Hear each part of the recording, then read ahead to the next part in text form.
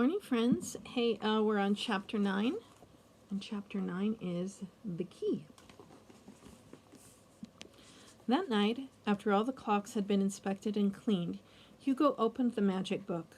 He read it from cover to cover, then reread his favorite parts, memorizing whole sections, practicing with whatever he could find around his room. But even as he fanned out his cards or rolled a coin across the backs of his fingers, he found himself thinking about Isabel. Finally, Hugo put the book down. She said she would try to help him get his notebook back. Isabel had called him her friend. But how could he be her friend if he had so many secrets? He didn't have secrets to keep when he was friends with Antoine and Louise. He wished that Isabel would just go away. Before he got ready to go to bed, Hugo took out the mechanical man and looked through all the little parts he'd stolen since he started working at the booth. Suddenly, it was as if a light went on in his head. Hugo saw how, with just a little work, one of the pieces would fit into the man's arm socket. He pulled out his toolkit and cut and filed the metal, bending it until it finally snapped neatly into place. For the first time, Hugo had fixed something on the mechanical man without guidance from the notebook. His heart beat hard. What if he could fix the mechanical man without using the notebook? After all, who knew how long the old man was going to make him work? And what if the girl was still lying, and the notebook really was burned? He wasn't sure he could do it, but until the notebook was actually in his hands, he would try. The week passed quickly. Hugo was more tired than ever. He hardly got any sleep because at the end of the day, after taking care of the clocks and working at the booth, he would stay up until dawn working on the automaton. He made so much progress, and he knew that he was getting very close to finishing. When the time came to meet Isabel and Etienne at the theater, he didn't want to break his promise, so he made excuses to the old man, left the station, and ran to the cinema. He snuck around back where he found Isabel waiting for him. "Papa George's must have hidden your notebook really well," she said, "but I think I might have an idea where it is." Hugo wondered if he should remind her not to look inside it. He decided not to. "Why doesn't he want you to go to movies?" Hugo asked. "I don't know. Maybe he thinks it's a waste of time. He's never said why. I bet my parents would have let me go to movies." Isabel looked at Hugo as if she was hoping he'd ask her a question about her parents. But he didn't, so she just kept talking. "My parents died when I was a baby," said Isabel. "Papa Georges and Mama Jeanne were my godparents, so they took me in and raised me. They're very nice, except when it comes to movies."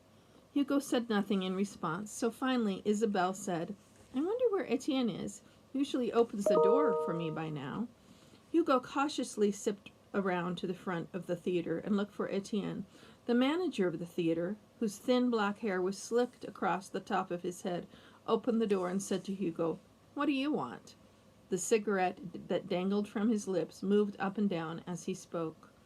I'm looking for Etienne?" The man stared at him. "He has an eye patch?"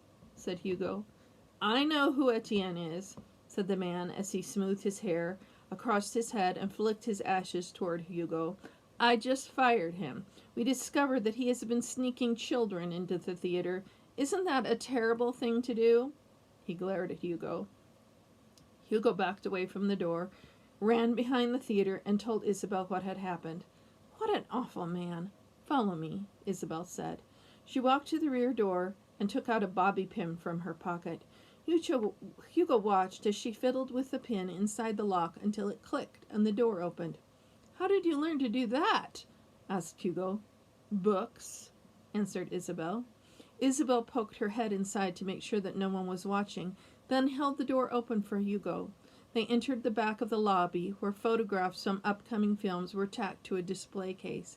Isabel stopped for a moment and looked at one of the pictures, a black and white photograph of an actress with very dark eyes. "Sometimes I think I like these photos as much as I like the movies," she said. "You can make up your own story when you look at a photo." Hugo looked at the picture, but then Isabel said, "Quick, the manager's coming." She and Hugo hurried from the lobby into the theater, sank down into the soft red velvet seats in the back row, and waited for the movie to start. So in this theater, they have big curtains. And the curtains open.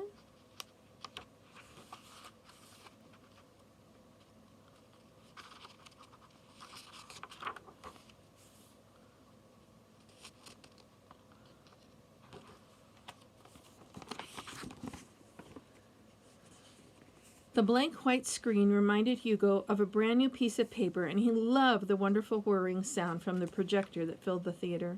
First came the newsreels, each one a few minutes long, about current events around the world. There was one about the Depression in America, one about a World's Fair that would be opening in Paris in a few months. Hugo thought that sounded exciting, although he knew he'd never be able to go, and one about the politics in Germany. Then finally a cartoon began. It was called The Clock Store.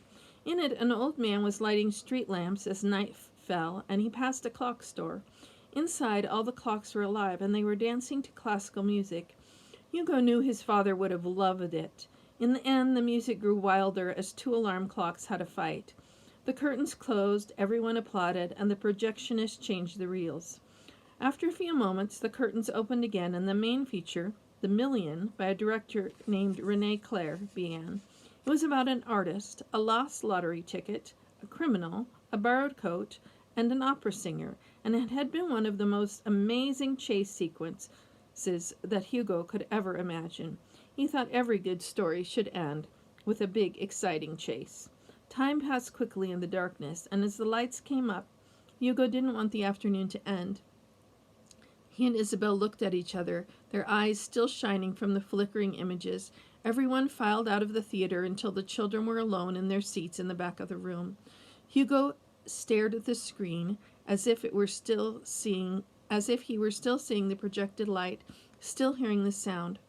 Suddenly, Hugo and Isabel were grabbed by their collars and hoisted to their feet. "How did you two rats get in here?" the manager barked. Cigarette ashes fell on their heads. The children managed to take their coats and were dumped outside on a wet sidewalk in front of the theater. "And I'd better not see you in here again." The manager closed the glass doors, wiped his hands, and glared at them until they ran away, brushing ash from their hair. Once they were out of sight of the theater, they slowed to a walk. The air was cold, and they shivered. Isabel told Hugo about other movies she loved, comedies and cartoons and cowboy movies starring someone named Tom Mix. There was an actress she'd seen named Louise Brooks, who had a haircut that Isabel had copied. There were adventure stories and mysteries and love stories and fantasies. She said names like Charlie Chaplin, Jean Renoir, and Buster Keaton. Hugo had seen a few Buster Keaton movies and 2 Charlie Chaplin movies, but for some reason he didn't share this with Isabel. He just listened. Soon they arrived back at the station. As they entered the waiting room, Hugo noticed someone standing very still, looking up at the main clock, taking notes on a clipboard. It was the station inspector.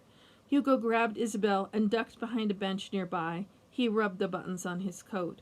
"What are you doing?" Isabel said, straightening herself up. But Hugo was lost in thought. Had the station inspector begun investigating and found out that Hugo's uncle was gone? Hugo couldn't be taken away now, not when he was so close to finishing The Mechanical Man. He knew he shouldn't have gone to the movies. He never should have left the station. Hugo's heart raced. He had to get into the walls to check the clocks, but Isabel was still talking. He hadn't heard anything she said for the last few minutes. When he thought it was safe, he got up and started walking in the opposite direction from the station inspector. "Answer me, Hugo," she said as she caught onto his arm. "Just don't run away." "I've got to go." "That's what I mean. Go where? I was asking you where you lived." Hugo stopped short and stared at her. "I don't know anything about you," she said. "You know where I live. You know about my parents. If we're going to be friends, then I think I should know about you. Why won't you tell me?" Suddenly, Hugo started to run. "Hugo," she yelled, "stop! Wait for me!"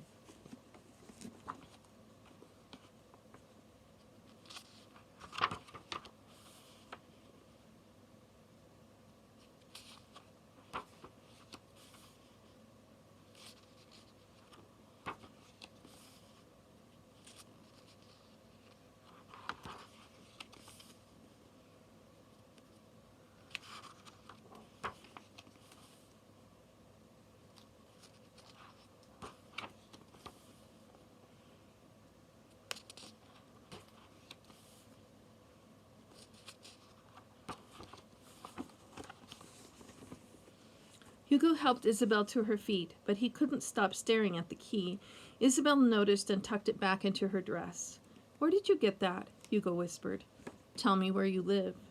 Neither of them said a word. Without warning, Isabel started running again, and this time Hugo chased her. Finally, she stopped at a cafe table and sat down, out of breath. Hugo sat down too. One of the train station pigeons walked up to their table and pecked at some crumbs on the floor. "Why are you so interested in my key?" Isabel demanded. "Tell me where you got it." A steam engine whistled its deafening shriek, which completely drowned out all of the other sounds of the station for a moment, and made Hugo jump, as it always did. Hugo and Isabel stared at each other until the owner of the cafe made them get up and leave. Then they parted without saying goodbye.